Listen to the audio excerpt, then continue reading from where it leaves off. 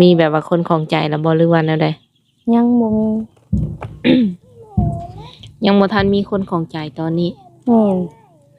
น่าจะมีอยู่ตอนนี้น้องหละเฮ็ดหยังอยู่ซะเฮ็ดเวียกเฮ็ดงานหยังไปงมปลาไปงมปลาได้หลายบ่ปลาได้หลายอยู่เอามาขายบ่หรือว่างมมาไว้กินนี่เอามาขายของนมๆตั้งไว้อีบ่บ่มีรูปร่างหน้าตาบ่เกี่ยวบ่โดยอายุนี่ได้จำกัดบ่จำกัดเอาจากปีลงมาก็ค่อนข้างว่ามีเสียงรบกวนหลายเนาะเพราะว่าเฮือนติดกันว้าวโอเคบ๊ายบาย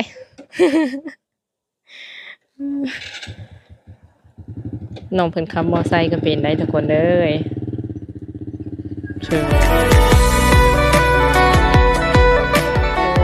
สบายดีสบายดี FC เบิดทุกคนเปิดภาพมามื้อนี้สาวเปียงก็อยู่ทงไร่ทงนาเด้อทุกคนมื้อนี้ทางสาวเปียงก็ได้เดินทางมาหาสาวโสดผู้เจ้าผู้งามทุกคนเลยซึ่งว่าหลายคนคือสิจื้ออยู่เนาะทุกคนบรรยากาศอยู่ทงไร่ทงนานี่มีบ่กี่คนเนาะที่ว่าสาวเปียงได้มาถ่ายทำเนาะทุกคนมื้อนี้ก็สิมาหาสาว สาวโสดคนหนึ่งสาวเปียงกาบ่จื้อข้อมูลของน้องปานใดเนาะเพราะว่าบ่ได้มาหานี่ก็เป็นเดือนแล้วแหละทุกคนเลยมื้อนี้ก็มีโอกาสก็เลยแวะเวียนมาเยี่ยมมายามถามข่าวน้องเพิ่นเนาะหลังจากที่ว่าห่างหายไปโดนตอนนี้น้องเพิ่นมีคู่มีคิงละบ่หรือว่ายังโสดเนาะทุกคนยังจีบได้บ่อันนี้สาวเปียงยังตอบบ่ได้เนาะมีแต่ว่าเข้าไปโอ้ไปลมเข้าไปฟังพร้อมกันเป็นแนวใดก็ฝากกดไลค์กดแชร์เนาะกดติดตามให้สาวบุญเปียงได้เด้อถ้าหากว่าผิดพลาดประการใดก็ต้องขอโทษขออภัยไว้ก่อนเด้อทุกคนเด้อมาสวงก่อนนี่ก็คือมีแต่น้ำเนาะมามื้อนี้นี่รู้สึกว่าแห้งแล้งเนาะทุกคนบ่ฮู้ว่าเป็นน้ำหยังสำหรับช่องทางติดต่อสามารถทักหาสาวบุญเปียงได้ทางเฟซและก็ LINE เด้อทุกคนเด้อโดยสาวบุญเปียงสิแปะไว้ให้เนาะตามปกช่องตามคลิปวิดีโอต่างๆนี่สิมีเบิดเนาะทุกคนไปเป็นแนวใดก็ไปโอไปลมกับสาวโสดของเฮากันก่อนเนาะเพิ่นน่าจะมาแล้วล่ะโดยสบายดีสบายดีสบายดีสาวโสดเนาะมื้อนี้ก็เข้าพร้อมกัน2 ช่องเนาะทุกคนกับแม่สมหวังเพิ่นหลังจากที่ว่าบ่ได้มาหาตั้งแต่โดนเนาะน้องละแม่นสบายดีอยู่บ่สบายดีมาบัดนี้รู้สึกว่างามขึ้นเนาะไปเฮ็ดหยังมาบ่ได้เฮ็ดหยังบ่ได้ไปเก็บผักช่วงนี้บ่ได้ไปเก็บเลยแม่นเป็นแนวใดมีแบบว่าคนของใจแล้วบ่หรือว่าแนวใดยังบ่มี ยังบ่ทันมีคนของใจตอนนี้แม่นตั้งแต่เปิดใจสุดก่อนนะจนฮอดตอนนี้นี่ยังบ่มีไผเลยบ่มีมันแม่นบ่ หรือว่าน้องหลานบ่ได้คุยกับเพิ่นแม่นบ่ได้แบบเพิ่นมาแล้วเพิ่นก็หายเองตอนแรกๆน่ะเพิ่นก็เข้ามาอยู่บ่สิบ่โดนบ่แบบคุยกับเฮาอะไรเพิ่นจังเงียบไปหายไปบ่โดนจังว่าหายเพิ่นบ่หรือว่าแนวใดผิดกันบ่แต่ละคนที่เข้ามาน่ะเป็นแบบนั้นเบิดเลยบ่แม่นเจ้าก็บ่ได้ถามเพิ่นบ่ว่าเป็นหยังคือเงียบไปบ่ได้ถามในตอนนี้นี่ถือว่ายังบ่มีไผจักคนแม่นเปิดใจใหม่เนาะโดยบัดที่นี่ถามว่าเปิดใจใหม่นี่สิมีเวลาคุยกับเพิ่นอยู่บ่คิดว่าน่าจะมีอยู่ตอนนี้น้องละเฮ็ดหยังอยู่ซะเฮ็ดเวียกเฮ็ดงานหยังบ่ได้เฮ็ดช่วงนี้หยุดไปเก็บผักบ่หรือว่ายังสิไปอีกอยู่อันนี้หรือหยุดซื่อๆแม่นหลังสงกรานต์ก็สิไปใหม่โดยไปงมปลาไปงมปลาได้หลายบ่ปลาได้หลายอยู่เอามาขายบ่หรือว่างมมาไว้กินนี่เอามาขาย อันช่วงที่น้องว่าไปให้ไปนาคุมื้ออันใด แม่น ไปหาปลามาขาย โดย หรือว่าอยู่นี่ก็หาบ่ อันนี้แห้งอันนี้ สีมือจะบ่ได้ โดย มาตั้งแต่น้ำลายอ่ะ มาวันนี้เพิ่นบ่มีน้ำติเปิดใจในครั้งนี้คือน้องหละมีสเปคของหนมๆตั้งไว้อีบ่ บ่มี รูปร่างหน้าตาบ่เกี่ยวบ่ โดย อืมอายุนี่ได้จำกัดบ่ จำกัด เอาจากปีลงมา 50 50ลงมา โดย อืม50กว่าหรือว่าฮอด60นี่แม่นเบิดชิดบ่ แม่น เป็นอะไรแบบ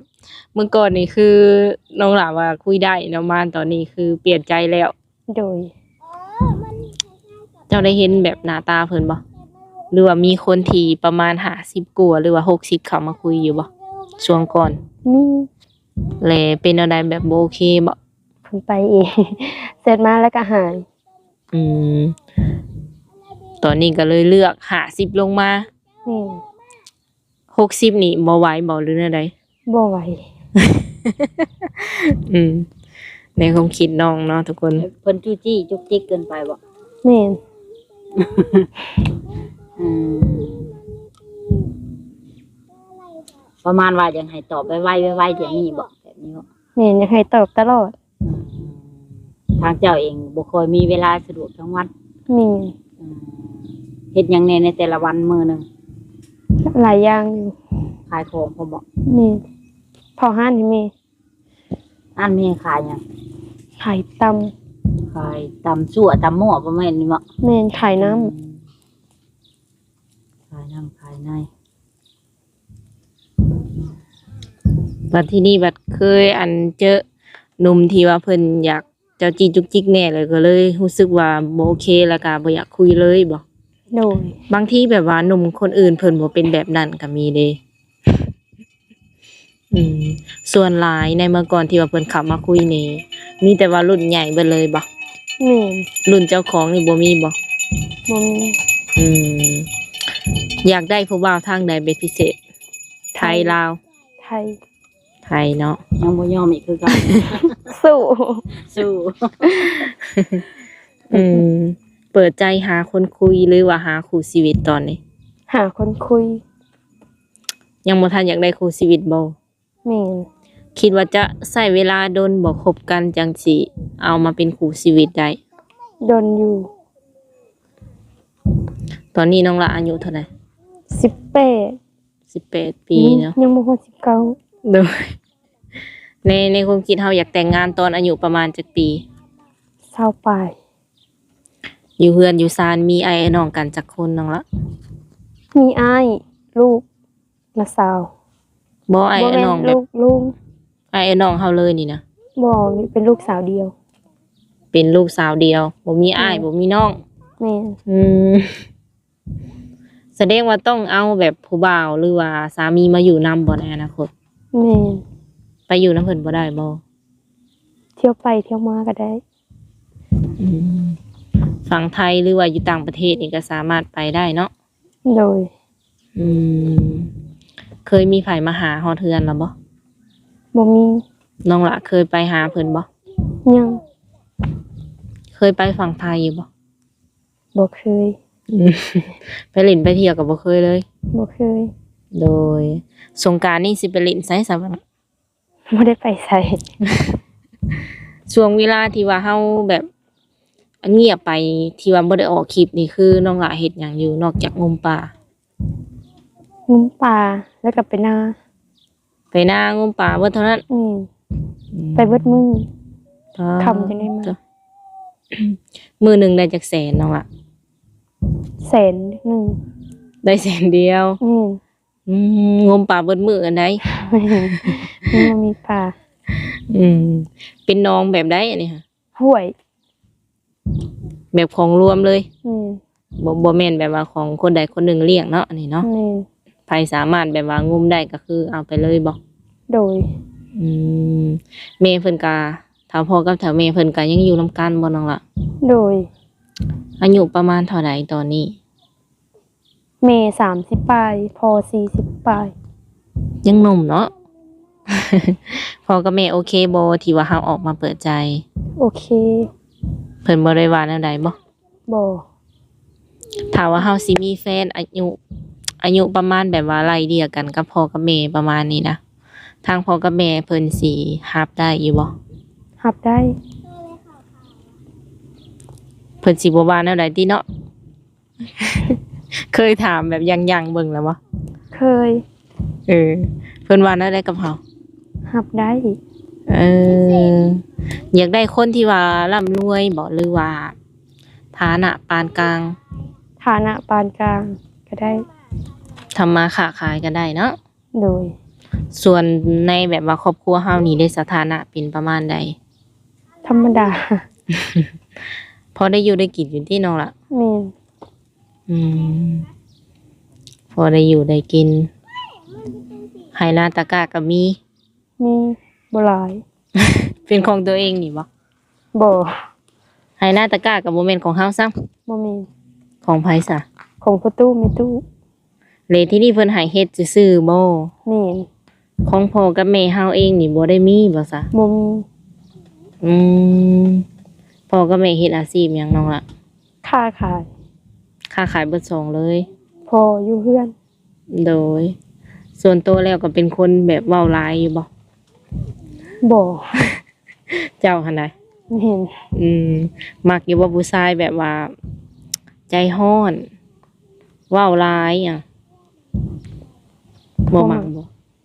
มักบ่ผู้ชายมักเล่นมักเที่ยว สูบยาก็บ่ได้บ่ บ่มัก เออ แสดงว่าผู้ชายสูบยานี่เบิดซิดเนาะทุกคน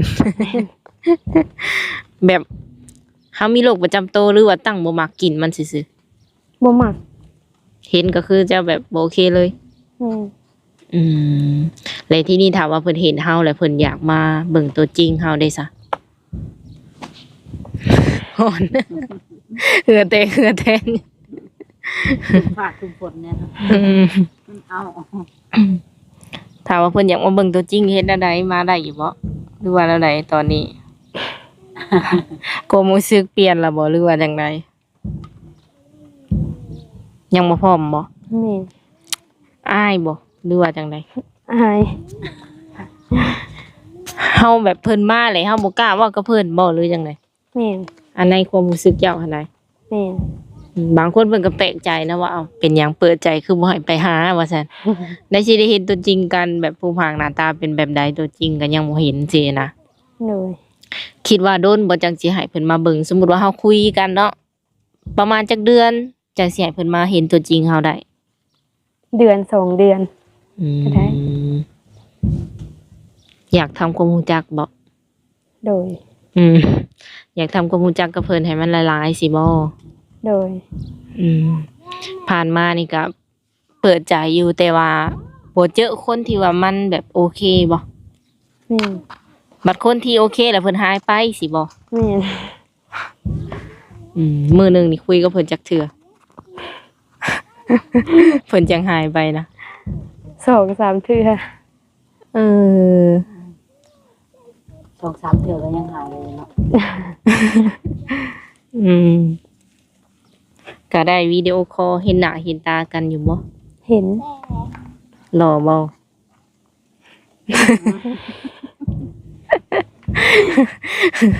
กระพริบตาแล้วแสดงว่าหล่อเนาะ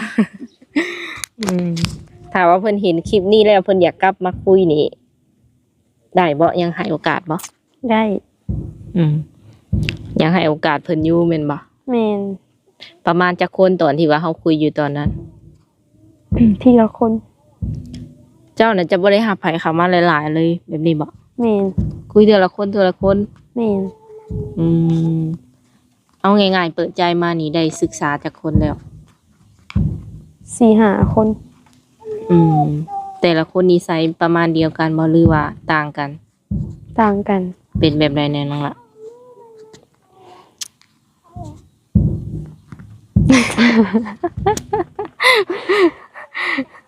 ยังว่าแต่มูลจักว่าสิว่าจังใดบ่ แม่น เอาคนหนึ่งเจ้าก็ว่าจุกจิ เจ้าจี้จุกจิกเนาะ แม่น เอาอีกคนเป็นแบบใดแบบมีอยู่บ่คนใจดีกับเฮากะ มี อืมคุยได้นี่ได้ฮอดบ่เดือน บ่ฮอด ประมาณจักมื้อ บ่ฮอด10ซ้ํ 10มื้อ บ่ฮอด อืมถามว่าเพิ่นอยากทักมาหลินนำสวงนี่นี่คือว่างอยู่บ่สวงนี้ โดยวาง สามารถโทรหาได้อยู่บ่ ได้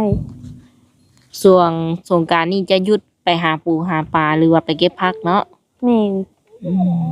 กลางคืนนี่สามารถคุยกับเพิ่นได้ได้ฮอดประมาณจักโมงดึกสุด 9 โมง 9 โมงแม่นอนแล้ว โดย 9 โมงขึ้นไปแล้วแม่นจะแบบเตรียมตัวเข้านอน แม่น แต่ละเทื่อก็เป็นแบบนั้นบ่หรือจังได เป็นแบบนั้น กลางเว้นนี่ได้สามารถทักมาได้ตอนใด ช่วงบ่าย ช่วงบ่าย ตอนเช้าน้องหลายเฮ็ดหยังไง ๆขายเครื่องบ่มีเวลา อืมคือขายเครื่องนี่ขายกับแม่2คนบ่ แม่น อืมลูกค้าหลายบ่แต่ละมือ บ่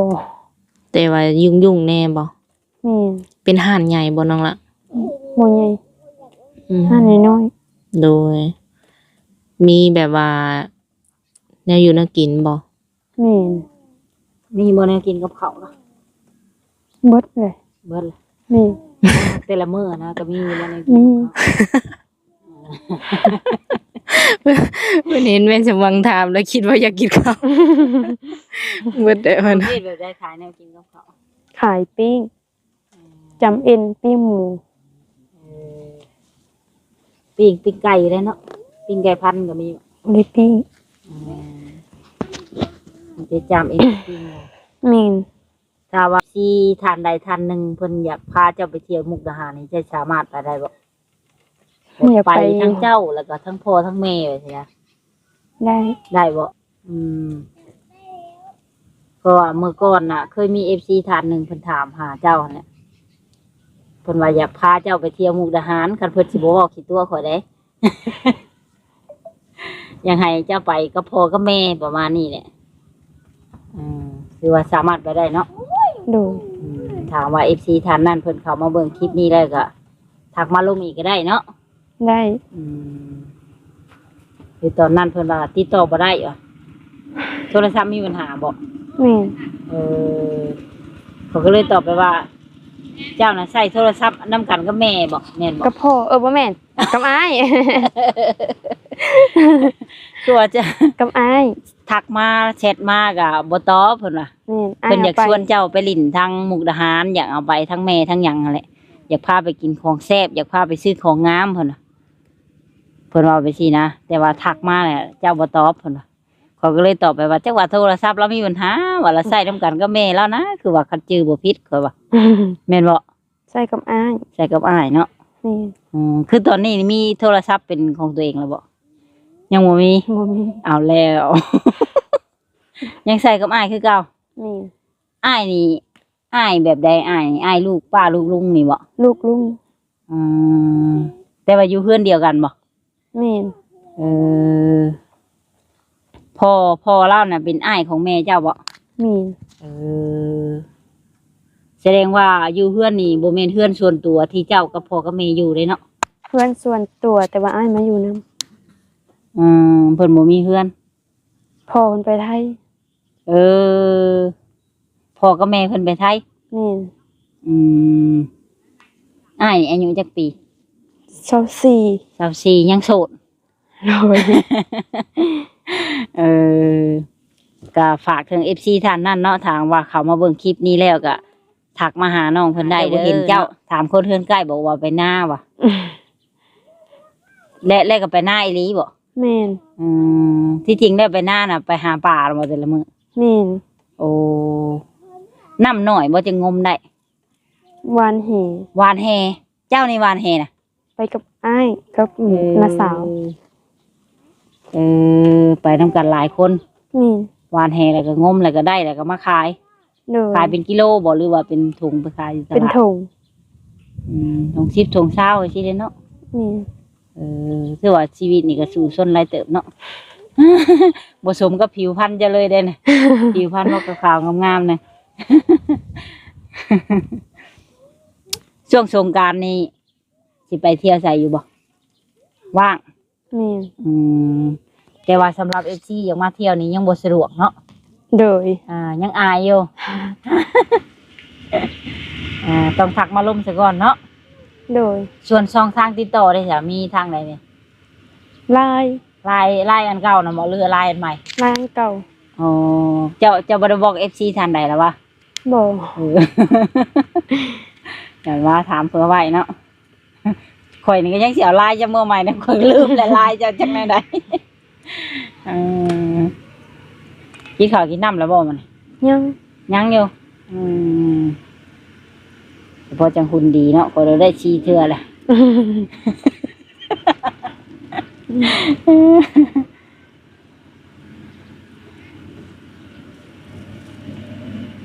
รถไถเล่นมาแล้วมานี่ก็พอดีถึกอย่างว่ายาคูตีกองแรงเลยเนาะ แม่ ซึมอยู่ เพื่อนเจ้าก็อยู่แถวใกล้วัดนี่บ่ บ่ บ่ใกล้วัดเพื่อนใกล้วัดมาหอนย่านเลยเนาะ อันนี้แค่นี้บ่ใกล้วัด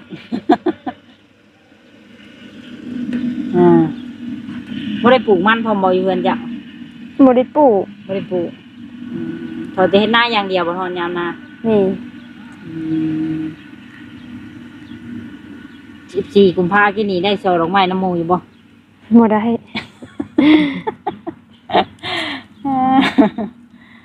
เอาเป็นหยังดอกเนาะบ่ได้ก็ได้ ดอกไม้เขายังมาบ่ฮอด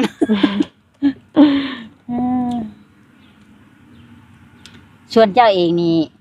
เป็นคนนิสัยใจคอแบบไรจ้ะนะทางเจ้าเอง บ่มักปากมักเว้า บ่มักปากบ่มักเว้า แม่น เว้าน้อย แม่น ๆทางว่าเจ้าเครียด FC ท่านหนึ่งหรือว่าเจ้าบ่มัก FC ท่านหนึ่งที่เขามาจีบเจ้าสิแสดงออกแบบใดแบบเงียบไปเลยบ่หรือว่าจังได แม่น เงียบไปเลย แม่น ถ้าน้องเพิ่นเงียบไปเลยแสดงว่าน้องเพิ่นบ่โอเคนำแล้วทุกคนเลยคนทุกคนนั่นเนาะ ยันว่าบ่ว่างตอบสิโทรศัพท์ญาติกันลิ้นประมาณนี้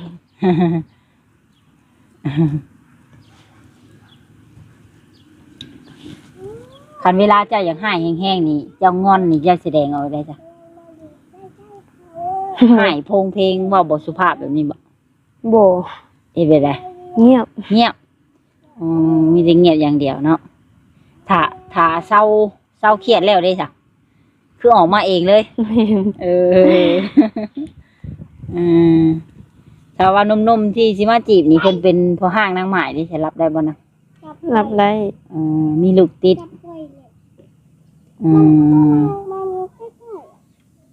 จะมักคนที่นิสัยแบบใด เป็นผู้ใหญ่ประมาณนี้บ่ แม่น อยากให้เว่าน้อยๆบ่โอ้เนาะถึงเอฟซีว่าหลายสิได้ไปปรับให้ความน้อยอีกเนี่ย แบบบ่เอาแบบว่าเว้าจู้จี้จุกจิกเกินไปแบบนี้บ่ แม่น ผ่านมานี่เคยเจอแล้วเนาะ โดย เคยบ่ถือเพิ่นให้อะ บ่ ยั เค ง ย มีอยู่บ่แบบ อันผัวเขามาจีบ บ่ฮู้เด้ ยังบ่มีเนาะยันว่าเมียเขาโทรมาให้สิยังบ่มีเนาะ บ่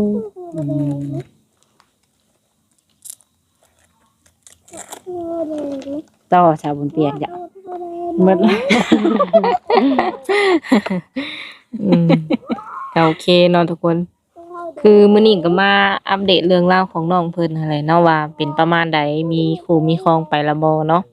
แต่คำตอบก็คือบ่มีไผจักคนเลย แม่น มีแต่ว่ารับเข้ามาใหม่เนาะแนวใดก็อย่าลืมตอบแชทเพิ่นนำเนาะถ้าว่าเพิ่นทักมา โดย แจกแต่ไลน์บ่เบอร์ก็มีบ่ แม่น แจกอยู่บ่เบอร์โทรก็คือจะแจกเป็นแต่ไลน์อย่างเดียวเนาะ โดย ส่วนไลน์ที่ว่าเพิ่นคุยกับเจ้าก็มีแต่คุยทางไลน์บ่เพิ่นบ่ได้ขอเฟซเจ้าบ่ซะ บ่ เจ้าบ่ได้เล่นบ่ Facebook ลิ้นแต่บ่ได้ให้ มันเป็นแบบใดมันบ่สะดวก มี อืมคุยทางไลน์นี่น่าจะสะดวกกว่าสิบ่ มี น้องเพิ่นเว้าหน่อยเนาะทุกคนก็ถามเองตอบเองให้น้องเพิ่น น้องก็มีแต่โดยอย่างเดียว สุดท้ายนี่ก็มีหยังอยากฝากถึงผู้บ่าวผู้แพ้วที่ว่าสิเข้ามาคุยนำเฮาใหม่บ่ บ่มี อืมสำหรับคนเก่าหรือว่าคนใหม่ก็ให้โอกาสเบิดทุกคนเนาะ โดย อืมบ่มีคนใดที่ว่าจะบ่ให้โอกาส อืมหากมาสุดนี้สิเปลี่ยนจากบ่จำกัดอายุกลายเป็นจำกัดอายุ50ลงมาเด้อทุกคน โดยก็ประมาณนั้นแหละเนาะทุกคนเนาะมีแต่ว่าจะให้น้องเพิ่นไปขายเครื่องต่อเนาะ เลย เพราะว่าบ่มีไผอยู่ห้านบ่ มี แม่ไปไสก็แม่นะ มีไปตลาด อืมโดยสำหรับคลิปนี้ก็จะได้ขอตัวเจอไว้ก่อนมื้อหน้ามื้อในถ้าว่ามีเวียกงานก็สิมาหาใหม่เด้อน้องหล่ะเด้อ โดย สบายดี สบายดี กลับบ่บัดนี้น้องเพิ่นสิกลับแล้วบัดนี้เนาะ พวกคุณนอนเปลี่ยน หลังจากถ่ายคลิปแล้วก็กลับบัดนี้เพราะว่าอันนี้ก็มาถ่ายอยู่ตรงไห้ตรงหน้าเนาะทุกคนบ่แม่นเฮือนแม่นซ่านดอกคันอยู่ในหมู่บ้านก็ค่อนข้างว่ามีเสียงรบกวนหลายเนาะเพราะว่าเฮือนติดกัน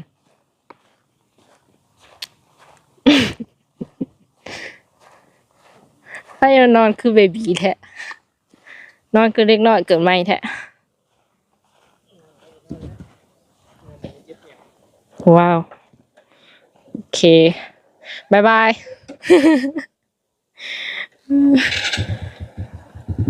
น้องเพิ่นขับมอไซค์ก็เป็นได้ทุกคนเด้อเชิญไปได้บ่